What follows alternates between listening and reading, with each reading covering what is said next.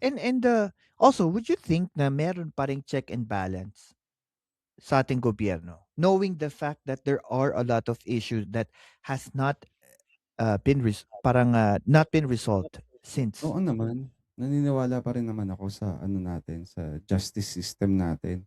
Talaga namang may check and kasi kung walang check and balance, eh, malalagay pa sa 'yan, sa impeachment trial or magkaka-trial ba si VP Sara, 'di ba?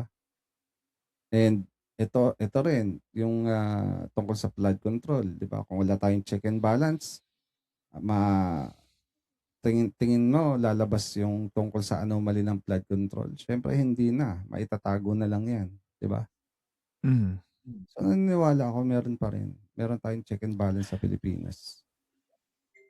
Alam mo ang kinakatakot ko lang sa check and balance, parang sa punto ng check and balance parang nakikita ko, people are using it to their advantage. Kasi parang nakikita ko check and balance nowadays sa gobyerno, ginagamit lang na punto ng naratibo, eh. Pero wala naman Correct. talaga nakukuhang solusyon. Actually, it's part of parang optics din, eh, 'di ba? Parang yung nakikita ko. One example, eto one example. 'Di ba nung, nung lumabas yang ex-Marines for instance, ano ang kalimitan nangyari? Ang banat nila is may korapsyon, may connection yung sinasabi ni Saldico whatsoever. Tapos ano ang, goal nila is talaga pabagsakin ng, gobyerno. Nung sinabihan sila that their group is, destabilizer, nung sinabi ni Mm, Attorney Baligot at, sabi nga ni NBI Director, Matubag na, mm, "O sige imbestigahin natin 'yan kung totoo yung sinasabi mo." Then mm. parang, umiiyak sila na parang, "Hindi kami destabilizer whatsoever." Kaya parang nakikita ko, yung check and balance minsan critical din na meron ba talagang check and balance? Kasi minsan ang nakikita ko check and balance is depende kung sino nagsasalita, eh. It's Parang not sinasab even hindi na siya parang institutionalize, eh. parang sinasabi mo ba na ano, yung check and balance is nagiging selective lang? Parang napapansin ko nagiging selective siya.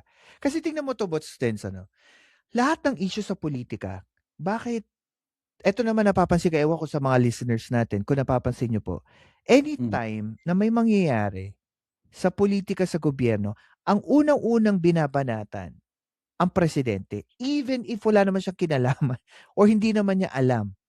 For instance, 'di ba yung pumutok yang, flood control project, banat yeah. nila sa pangulo. Pero sa totoo lang nung panahon na yun, ang talagang may hawak ng, Committee on Appropriation si Saldico. At saka sabi nila may connection daw yung dating speaker. Pero hanggang ngayon, wala naman nakukuha pang ebidensya even if they try to use it against the president nung impeachment trial niya. Correct. Ako 'Di ba as 'no, it long as doesn't make any sense, eh, kung oo titingnan nga, mo. correct. Oo, it doesn't make any sense. Ako as long as, ginagawa ng pangulo yung trabaho niya, Hmm, and despite ng mga ano, ng mga, sabihin natin mga detractors na hindi hindi tumitigil at paulit-ulit lang sa mga ayan, paggagawa ng actually sobra-sobra na nga yung ano ng pangulo natin, eh. Sobrang bait lang talaga compare sa administrasyon noon, 'di ba? Ang dami ng fake news against him, 'di ba? Pero ako naniniwala naman ako na ano, hindi naman matatapos siguro yung taon na 'to, may mangyayari na resulta about diyan sa ano na 'yan, sa flood control na 'yan, 'di ba? Right after ng siguro sabihin na natin right after ng impeachment o kung ano man yung mangyari sa impeachment. hmm. Yung And ibang and, tao uh, a mm, yung another ibang question tao lang din. kasi masyadong, sabihin natin masyadong, nag-e-expect 'no, na kung ano yung iniisip agad nila mangyayari, 'di ba? Hmm. Marami kasing gano'n, eh. Kasi ang ano, eh, 'no, yun kasi ang mahirap sa'tin, sa society natin, sa Pilipino. Um, Lagi tayong naghahanap ng Ng ganito, ituturo ng ganyan, na may correct. sala, Mm, 'no? Parang kailangan talaga maituro, eh, Ng kahit anong masisisi. issue. Oo, kasi tingnan mo, even sa social media napapansin mo, 'pag walang masisi ang tao sa isang issue, walang kwenta yung issue. Yes. Sa bardagulan, 'di ba, yung mga ginagawa ng iba, 'di ba?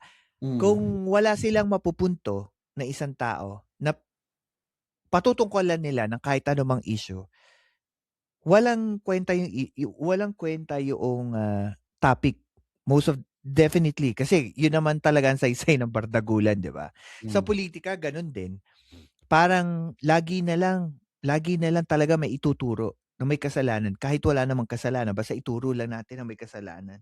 Oo.